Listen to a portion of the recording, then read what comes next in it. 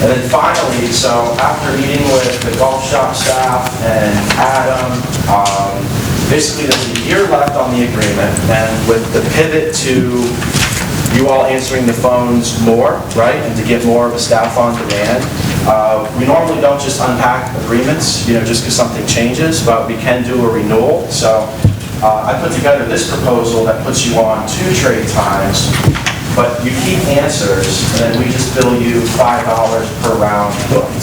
So gets you on 2 trade times a day for Golf Now platform, the technology. You don't lose anything product-wise. It all stays in place. It just drops the 3rd trade time to invoicing for answers. So y'all can review that. If you have any questions, my information's on the front. But yeah, if y'all have any other questions, we're happy to chat through it or take it offline, whatever's best for you all time-wise. I do have a quick question. We currently, through Golf Now, do we do the prepaid golf times? Yeah, right now we're doing the 3 trade times. No, prepaid, so I call. Oh, yeah, that's what we accept prepaid, yeah. We do, okay. So, and how far out can they book through Golf Now? 30 days. 30 days, but it's prepaid. At the moment, no. Okay, I think we need to do that.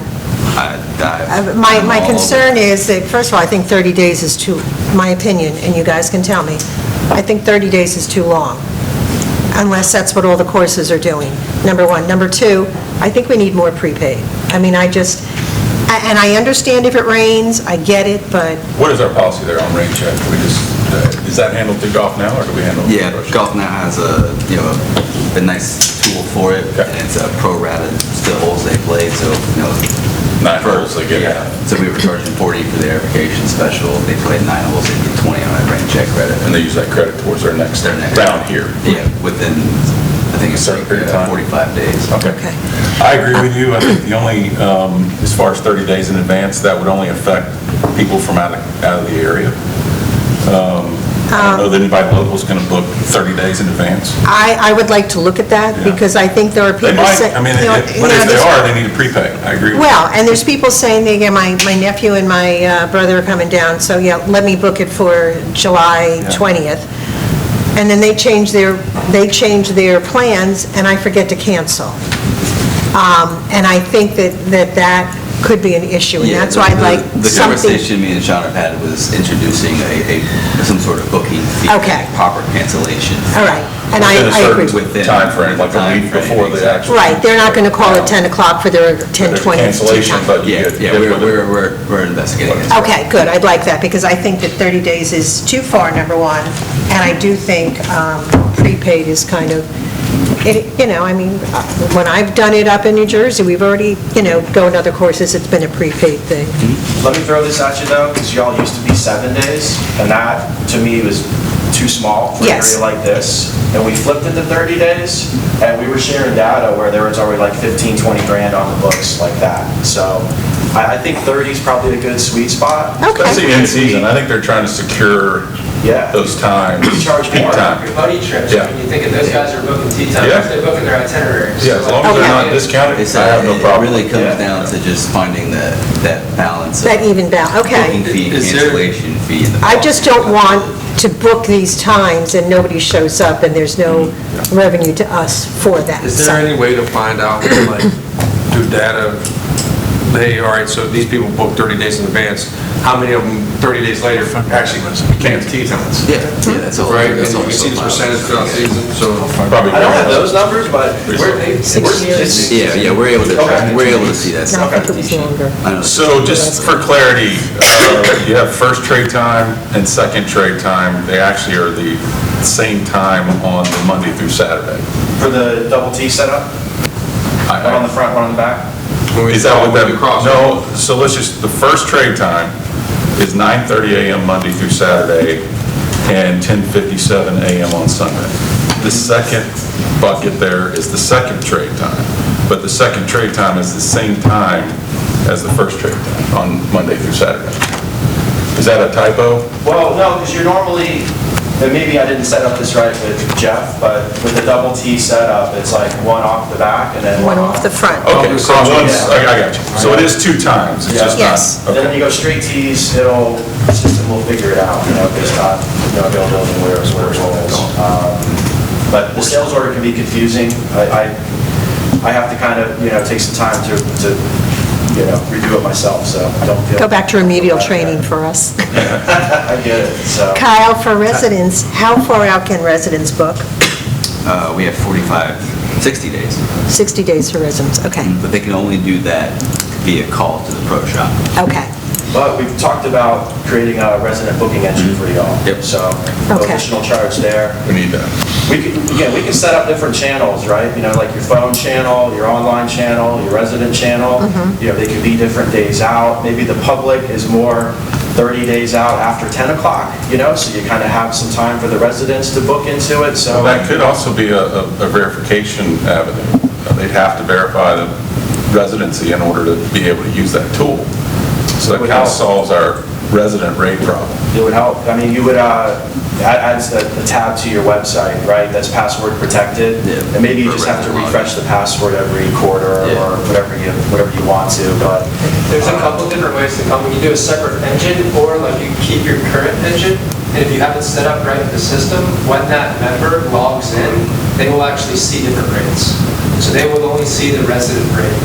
There's multiple ways to skin that cat. We can do this one engine, or I kind of like Sean's idea better, because then they're not seeing the other specials, they're not seeing anything of what's going on in the public. It's just more of like, it's their own engine, it's their own spot. Well, they would never be a cheaper rate than a resident rate, would there? No. They shouldn't be. No. So we don't want our course discounted below what a resident would pay. right. Exactly. Anytime. Just confusing for the consumer. Yeah. Right, but if a resident decides they want, at 10 o'clock at night, they want to book, they can't call the pro shop. Yeah. So that would be it. So Kyle, I would expect you, right, write these all down and get with Sean, and, Is there any way we can figure out a way to put in our budget what Golf Now is costing us? Adam? Adam, are you still there? Is there a way in the budget to actually put in what it's costing us at Golf Now? All right, that's a question for him, sorry. And yes, I do have those numbers. I don't have the proposal that I guess Sean's brought forward, so it's hard for me to determine whether one's better than the other. I know there are others out there as well. There are other booking engines that I haven't possibly noted either. Okay.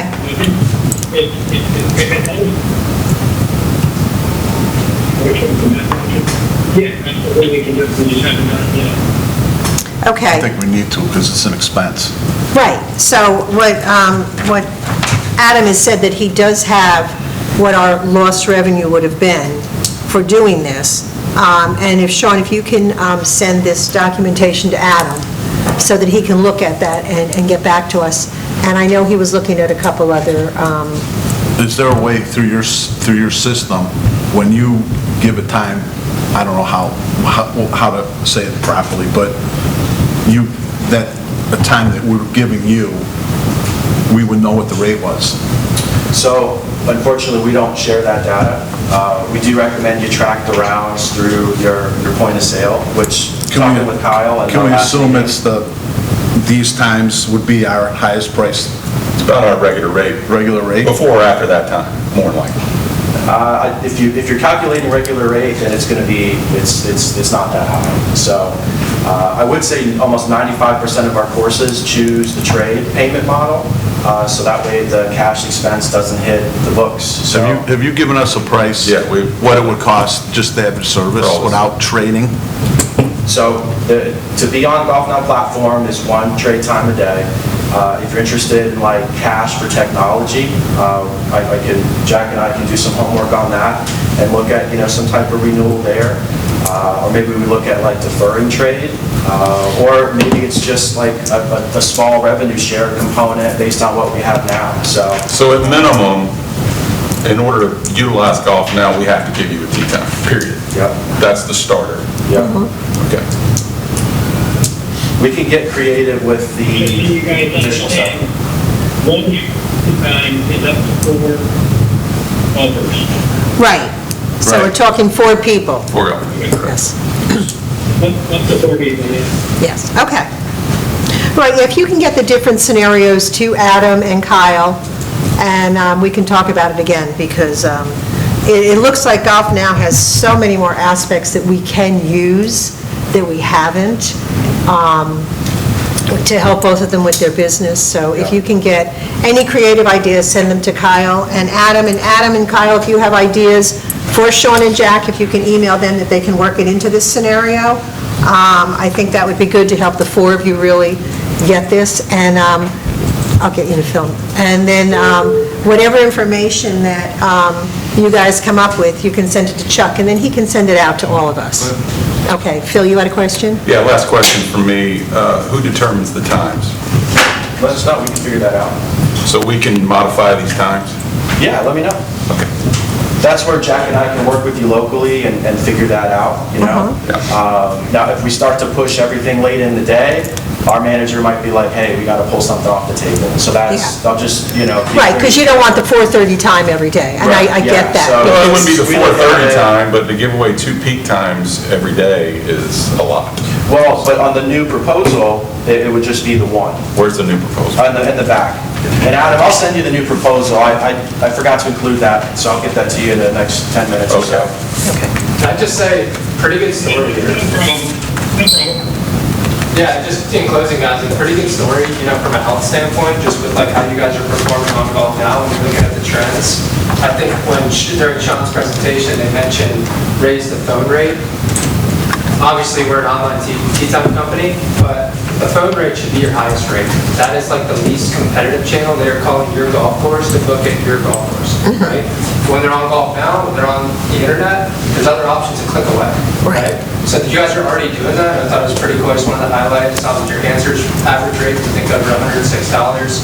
Your online rate is close to $95. It's a great job channel managing there. There's some good things happening. I think if we can institute some of this dynamic pricing and some more consultation with Christine, sky's the limit here. I mean, we're a good product, you know? Yeah, and we appreciate you guys coming, because you sat through the first part of this meeting already, and you can see we're incurring a heck of a lot more costs to run our business. Yep. So we have to get our pencil sharp in every aspect of it, so we appreciate you coming in and giving us a little more information. Well, and we can do this as much as you need. They has to come through some more in the meantime, just catch up. Like, I'm in the area at least every other week, so, again, we probably should have done this more in the past, but Jeff said everything was cool, and, you know, I like to do that with Jeff, so. But we're happy to work close with the golf staff, obviously, continue that, and with this, the meeting report, so. Well, I would like that, because I think we've left too much on the table, and I think we need to get more out of what you can give us. Oh, yeah. And I think It's Kyle and Tyler are really pursuing that. Yep. And Adam, and I appreciate that, so, The more we can lean in together, then. The better you know, for all of us. 100%. We'll tighten up the things that rattle loose. I have one quick question. On the one trade-off of that tee time, do you ever, because it's 4 people, do you ever break that tee time up? It can sometimes. Do you do that sometimes? So the situation would be like if it's an 11 o'clock tee time, and let's say Jack books the prepaid for only a twosome, and then Kyle books a twosome in the golf shop, or Answers books the twosome into it, then our system could roll to the next. So then that means you got 2 more people you can still book later in the day at a different time? So it's 12 players a day. If you ever see any more than 12 players, that's a note from the staff to us to open up a case and check, and if we need to make up some times. Then that would be 3 tee times. Yeah, so, yeah, good question.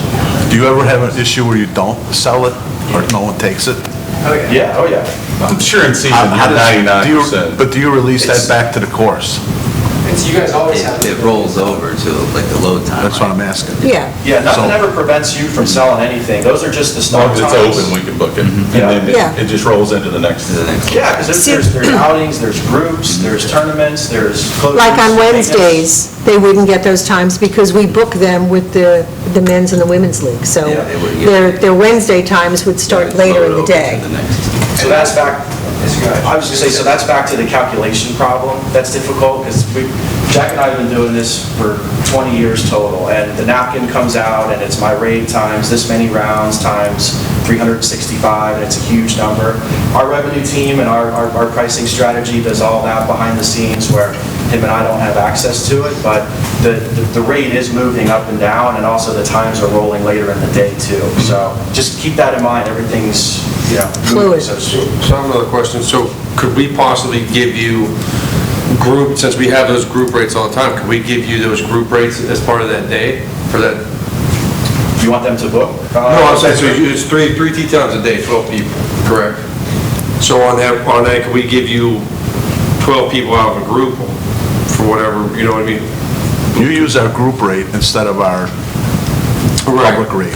Oh, I think what... See what I'm saying? So that No, one- I understand what you're that would saying. be Good question, but our revenue team takes control of that, Yeah. that tea time. You're going to get the maximum you can get, is the bottom line. Yeah, Gotcha. and I'll tell you what, it's gotten way better over the years. I was around when trade was priced very aggressively and by people. Now there's technology behind it, algorithms. It's kind of a bell curve, right? Like trade loads in a little bit, probably say in the middle, price is up, and then if it goes unsold, then it starts to get a little bit more aggressive. So you keep an eye on it and you look out, go to Golf Now. That's really the best advice. Like if you have any So just look. questions, go to the front end and just look how your trade is priced, over the next few days. And we were selling the hot now tea times at peak season, we're going for 164 while we were charging 190. And just from my own anecdotal looking at it. Okay.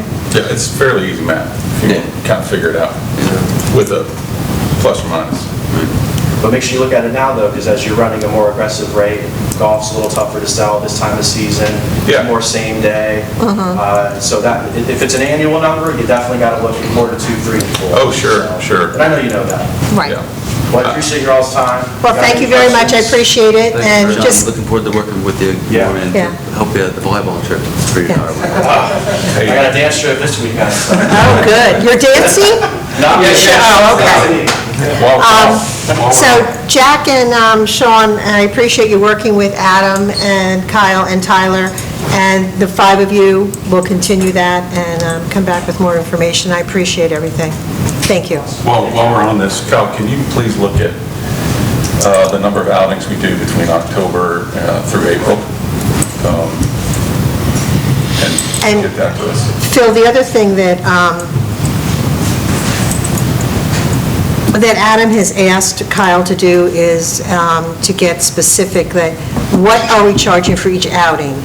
And we need to make it standard. It's not Yeah, we're putting together. $10 for this, $20 for that, $15 for that. Let's make it standard. Yeah.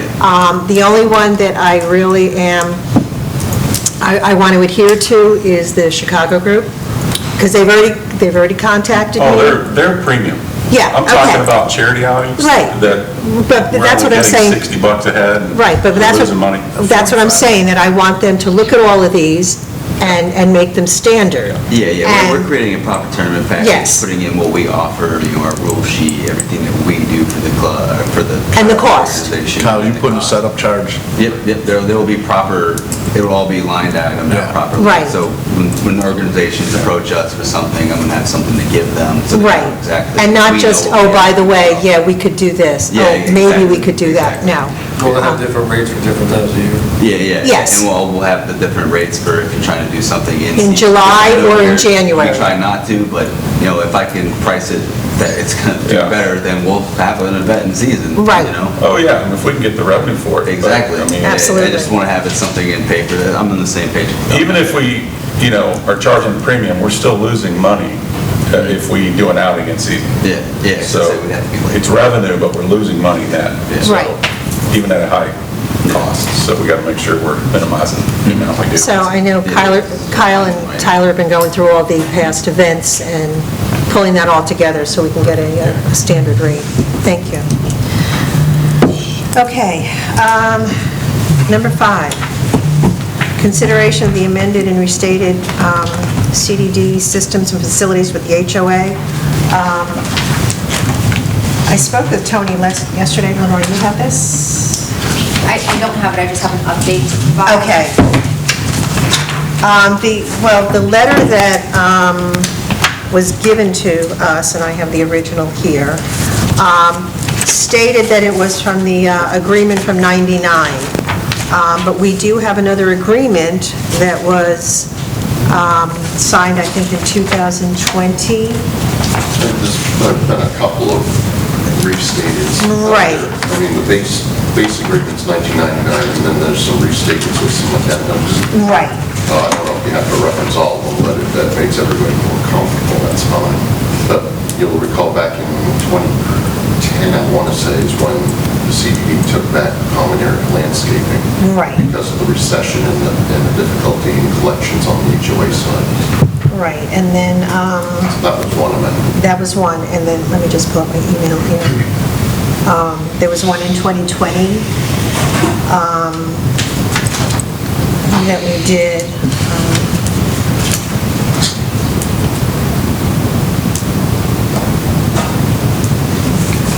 One, bear with me, I'm not really good with my phone.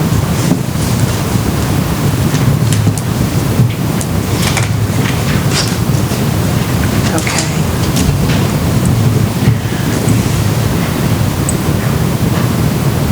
Okay, so we did an amendment in September 22nd, 2020. Okay. There were changes made to the agreement on a motion by Mr. DeBrino and second by Mr. Harland, all in favor. So that was the most current amendment, which was September 22nd of 2020. So we need to look at that.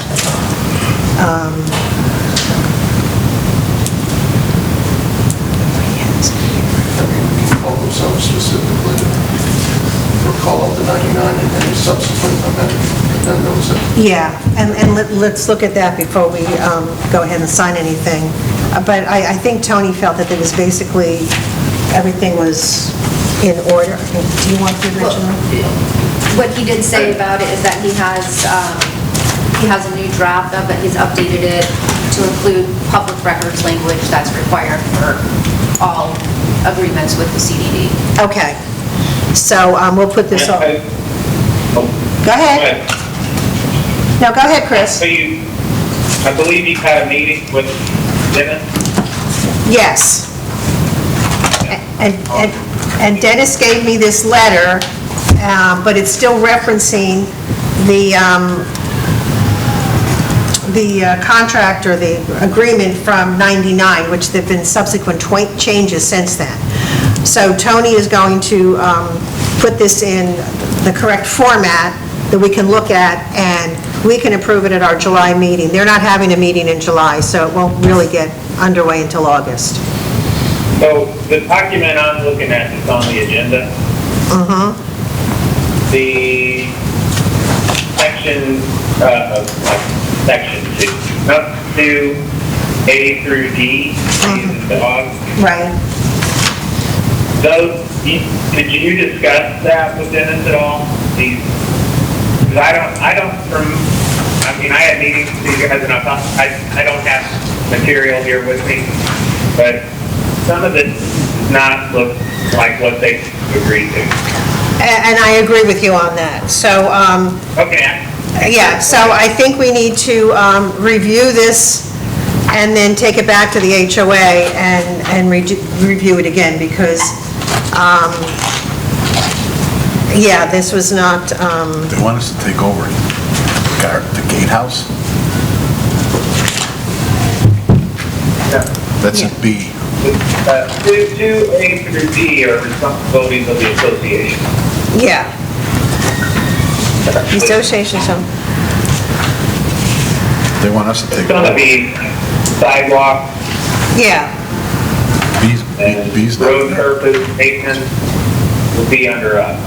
right. That's us. the cleaning and so forth, they would still maintain. Right.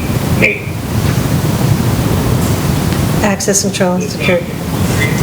So anyway, I just think that obviously, I wasn't sure, so I thought potentially this is what came out of your meeting. No, this is different. This is Tony's interpretation of the matrix. This is He Tony. obviously misinterpreted a couple Yeah, things. this is Tony's wording of this for the record, but I think we need to look through this. I will have a conversation with Tony before the July meeting. We'll get this in order the way we feel it should be, and then we'll discuss it, and then they're not, like I said, they're not having a meeting in July. We can bring it to them for their August meeting. So you just revisit the matrix. I just want to double check, I'll be back in town, so I'll be able to get it done. Okay. So we just need to revisit the matrix and see where everything is. Okay. Is there some legal reason why we have to pay them $10? You have to list consideration or it's not a valid contract. Yeah. Does it ever exchange hands? Excuse me, lawyers. Yeah. It's legal mumbo jumbo. I think that's one of the things they told me in one of the meetings, but we can't even find where you ever paid the $10. We haven't. Send us the bill. We're gonna sue each other. Yeah, sue each other. Yeah, sue me. So we're going to put this on the agenda for next month. And I'll work with Tony in the interim. Okay. We had the fountain to that, is that included? I'm sorry? Is the fountain included in that? No. That's really the only structure not included, isn't it? And you want to stay away from fountains. I'm not doing the fountain.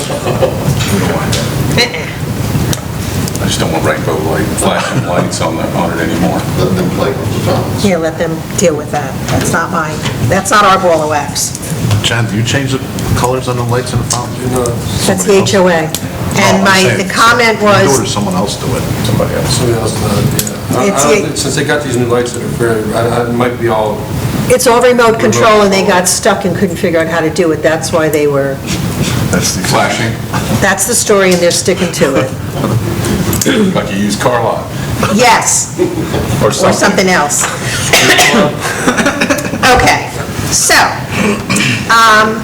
let's, remember, this is on video, guys. Good. Let's behave ourselves. I know it's hard. Okay, the budget. Where are we here with that, John? What do we have with your budget?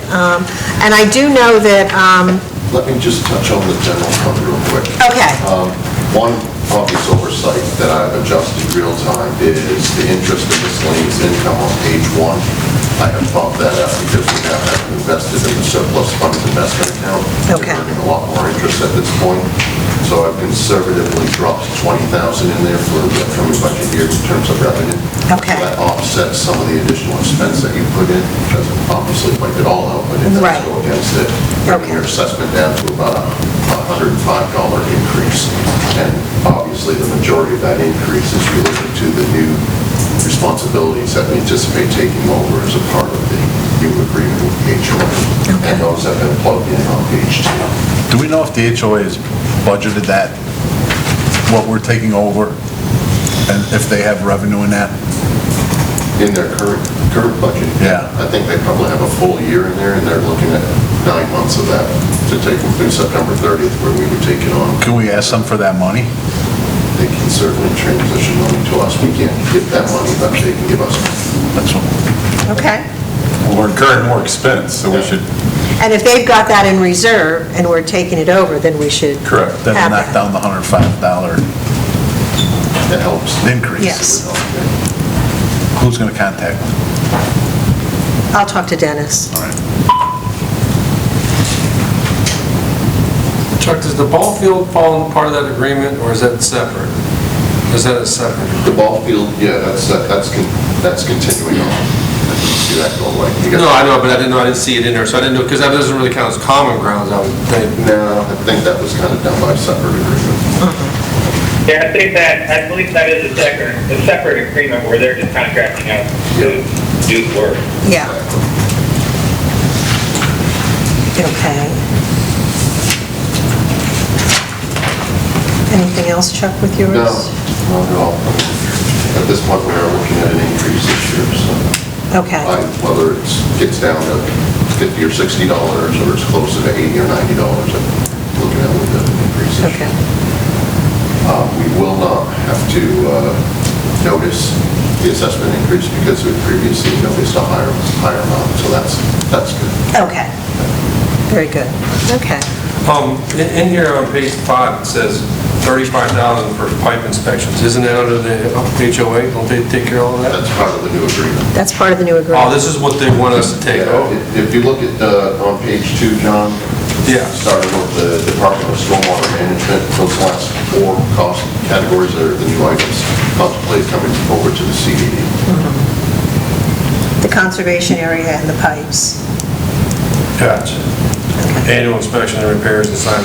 Yeah, we'll have the engineer review the roads and sidewalks for trip hazards and things of that nature. We got a little bit in there for signage repairs. Right. And if they have, yeah, I mean, if we're taking it over and there's money in their budget, If they have unspent money, we can certainly accept it. That's not a Yes. problem. It's not a requirement that come to us with. but it should, since that's what the residents have paid for, so they're paying it, we should get Well, it. I mean, I would absolutely say sure, because I know we're going to get phone calls that, hey, this drain's clogged, we need you to come out here and take a look at this, right? It's not going to be, No, and it's not going to be the golf course maintenance, we're going to have to contact a vendor to come do it. And we Right. need, We've got vendors that do that stuff, so. yeah, right, as far as the annual inspection or the quarterly inspection and stuff like that, but on a day-to-day basis, I just got a phone call for Woodmont and Chapless, because there's those areca palms that run through there. About 7, 8 years ago, we had that issue where, whether it be homeowner landscape debris or just the areca palms and stuff clogging, there's like 4 drains. We had to go back there and find all that and look for it. But then Pelican at the time was in here. They came and helped out with that when they were still here. And then, but is that, that's common ground, those palms, or those residents? it's actually owned, so there's a strip that's actually owned, I think it's by the CDD, if I'm not mistaken. I have to look on that LIPA, but I think it's us. The inspection on this is really getting down into the manholes and catch basins with a diver. And that generally will, on a system this size, will run probably somewhere around $5,000 or $6,000. So the remainder of that allows you to address at a certain percentage threshold of plugging, if you will. Okay. They generally will measure 25, 30, 40, 50%, whatever. And the standard rule of thumb is anything greater than 25% should be cleaned out. Well, I don't know when the last time these have been cleaned, so we may take us a few years to get everything down to that 25%, so we'll hit the priority areas as far as our budget will take us, and each year we'll... Okay, because for some And reason... you'll actually see differences year over year, because they'll start doing year over year, no percentages on each one, they'll give each control structure a ID number, and those side-by-side comparisons, and it's amazing how sometimes they will actually clean themselves out during a rainstorm. Okay, So, because I think they had that done. About 3 years ago, about 2 or 3 years ago. Yeah, I think, from working with them, it sounds like it was on a schedule. okay. They had a schedule, I don't know how, I don't know, every other year, how many years, but it sounds like it was. Yeah, I think the first time I would probably say do it all, and then you get kind of into get a benchmark. a schedule. Yeah. And whether it's 1/5 in your schedules to get them all over a 5-year period, or you want to do them all over a 3-year period and it's 1/3, you can play with that. Okay, so we would just have to see the vendor they're working with and see what vendors Yeah. we may or... We've got a vendor that does it on almost exclusively on all our projects, but there are several out there that... Okay, well, we'll have to look at that. Well, I mean, if that 35,000 is not transferred, we're going to actually pay for it twice as residents, so we need to make sure that happens. Well, I need to speak with Dennis about that, so. Okay, And then if that's the case, if it's not, they would just take it on for 1 more year. I'm sorry, Adam. I'm sorry, Adam? Connection to Wales is terrible. Yes. Yeah, whatever we take over, I'd like to know what contractors they're currently working with and where we can go with that. I would imagine Dennis and Frank provide that list. Yeah. Yeah, it was extreme divers last time on drainage. Right. We tend to use MRI, but there's also sewer viewer and a couple others. Yeah. The guy that did the lake banks, doesn't he do it too? That did our lake banks in here? I forget. Anchor Marine does not Anchor. do that. They don't do pipe inspection? No. Oh, I thought they did.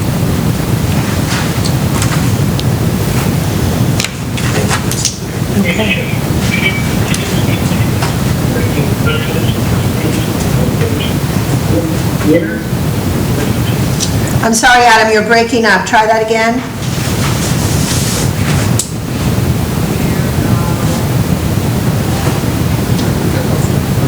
Okay, well, we'll go on. If he comes back in, we'll get him back.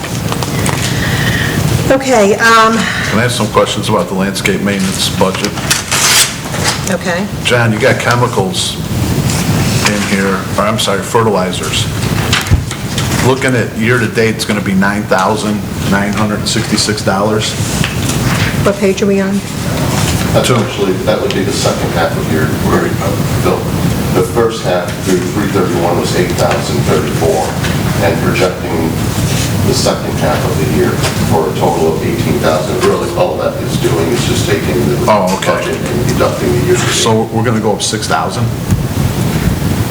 Probably, yeah, we're gonna do a little bit more. Pricing has gone. Because I'm anticipating we're gonna have more up-to-date by that time stuff to do here. Can you give us a schedule when you spray? Yep.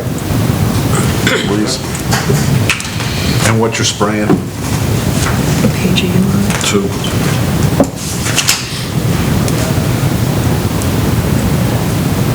And John, I think I heard you say earlier in the meeting that the increase in personal services does not include the increase in benefits. So you might have to bump that a little bit. No, That's 329 going to hold with the new benefits costs? this also has the current rate of insurance in it. Oh, It does, it does. I have that right here.